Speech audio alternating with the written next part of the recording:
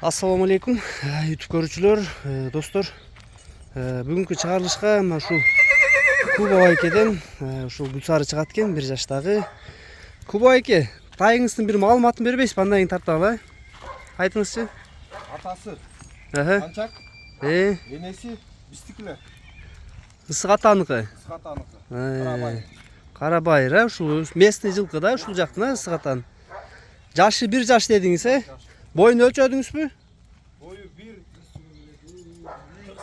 1.48. 1.48, Den soğuk butuq ol qanday жылкынын? Жакшы, butuq ol, hiç taptazalар. Бастырыңызчы эми көрсөтөлү жылкыны.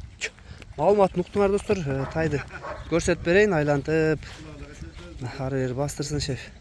Силер айланып көргүлө. Токтоңузчу, буттарын бир көрсөтүп коюнчу. Турган жерине. Турыңыз, мына буттары, аркы буттары көргүлө.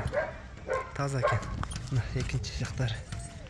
Ден соолугу достор, мына ушул жакшы экен. Кашказ бар экен, Гүлсары достор. Сатууда тай достор, ушул болду. Адрес Чүй облусу, Ысык Ата району, Алык айылында. Ушул 1 жаштагы тай болду.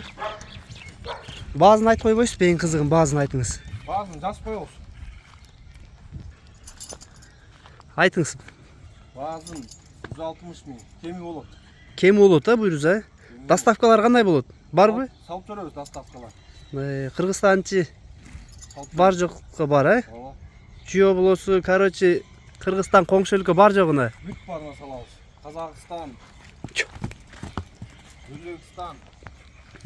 Достор, баазы 160 000 кеми бар деди. Доставкалар буйруза СНГга болот экен.